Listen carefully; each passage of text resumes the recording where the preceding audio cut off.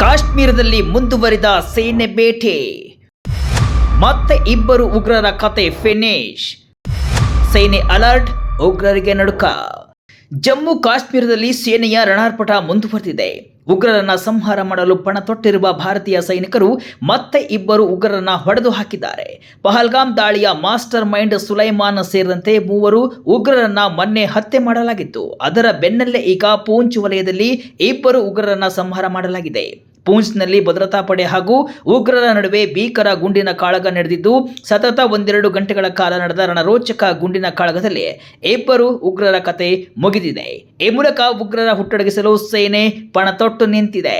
ಪಹಲ್ಗಾಮ್ ದಾಳಿಯ ರೂವಾರಿಗಳನ್ನ ಹತ್ಯೆ ಮಾಡಿದ ಯಶಸ್ಸಿನ ಬೆನ್ನಲ್ಲೇ ಕಣಿವೆಯಲ್ಲಿ ಉಗ್ರರ ಜಾಲವನ್ನ ಬೆನ್ನಟ್ಟಿ ಎನ್ಕೌಂಟರ್ ಮಾಡಲಾಗ್ತಿದೆ ಎಂದು ಮುಂಜಾನೆ ಪೂಂಚ್ ವಲಯದ ಗಡಿ ನಿಯಂತ್ರಣ ರೇಖೆಯ ಬಳಿ ಇಬ್ಬರು ವ್ಯಕ್ತಿಗಳ ಅನುಮಾನಾಸ್ಪದ ಓಡಾಟವನ್ನ ಸೇನೆಯ ವೈಟ್ ನೈಟ್ ಕಾರ್ಪ್ಸ್ ಪಡೆಗಳು ಗಮನಿಸಿವೆ. ತಕ್ಷಣವೇ ಅಲರ್ಟ್ ಆದ ಸೈನಿಕರು ಅವರನ್ನ ತಡೆಯಲು ಯತ್ನಿಸಿದಾಗ ಉಗ್ರರು ಏಕಾಏಕಿ ಭದ್ರತಾ ಪಡೆ ಮೇಲೆ ಗುಂಡಿನ ದಾಳಿ ಆರಂಭಿಸಿದ್ದಾರೆ. ಇದಕ್ಕೆ ಯೋಧರು ದಿಟ್ಟ ಪ್ರತ್ಯುತ್ತರವನ್ನ ನೀಡಿದ್ದಾರೆ. ಕೆಲ ಕಾಲ ನಡೆದ ಗುಂಡಿನ ಚಕಮಕಿಯ ನಂತರ ಇಬ್ಬರು ಉಗ್ರರನ್ನ ಹತ್ಯೆ ಮಾಡಲಾಗಿದೆ. ಈ ಉಗ್ರರು ಪಾಕಿಸ್ತಾನ ಮೂಲದ ಲಷ್ಕರ್ ಎ ತೊಯ್ಬಾ ಉಗ್ರ ಸಂಘಟನೆಗೆ ಸೇರಿದವರು ಅಂತ ತಿಳಿದು ಬಂದಿದ್ದು, ಭಾರತದೊಳಗೆ ನುಸುಳಲು ಯತ್ನಿಸಿದ್ರು. ಈ ಮೂಲಕ ಮತ್ತೊಂದು ದೊಡ್ಡ ಅನಾಹುತವನ್ನ ಭದ್ರತಾ ಪಡೆಗಳು ತಪ್ಪಿಸಿವೆ ಎನ್ನಲಾಗಿದೆ. ಭಾರತಕ್ಕೆ ನುಸುಳಲು ಯತ್ನಿಸಿದ ಉಗ್ರರು ಹತ್ಯೆಯಾದ ಉಗ್ರರು ಗಡಿ ಮೂಲಕ ಭಾರತದೊಳಗೆ ನುಸುಳಲು ಸ್ಕೆಚ್ ಹಾಕಿದ್ರು ಎನ್ನಲಾಗಿದೆ.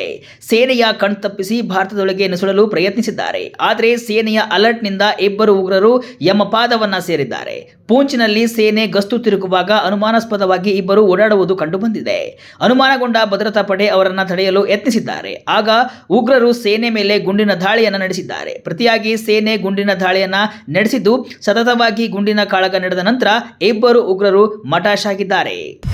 ಕಣಿವೆಯಲ್ಲಿ ಭದ್ರತಾ ಪಡೆ ಅಲರ್ಟ್, ಕಂಡಲ್ಲಿ ಭಯೋತ್ಪಾದಕರ ಬೇಟೆ. ಹೌದು, ಪಹಲ್ಗಾಮ್ ದಾಳಿಯ ನಂತರ ಕಾಶ್ಮೀರದಲ್ಲಿ ಸೇನೆ ಫುಲ್ ಅಲರ್ಟ್ ಆಗಿದೆ. ಹೆಚ್ಚು ನಿಗಾ ವಹಿಸಲಾಗಿದೆ.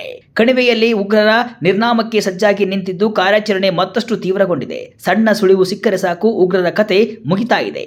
ಜಮ್ಮು ಕಾಶ್ಮೀರಾದ್ಯಂತ ಹೆಚ್ಚಿನ ಭದ್ರತೆ ವಹಿಸಲಾಗಿದ್ದು, ಸೇನೆ ಕಣ್ಣಿನಿಂದ ತಪ್ಪಿಸಿಕೊಳ್ಳಲು ಸಾಧ್ಯವೇ ಇಲ್ಲದಂತಾಗಿದ್ದು, ಭಯೋತ್ಪಾದಕರಿಗೀಗ ಭಯ ಶುರುವಾಗಿದೆ.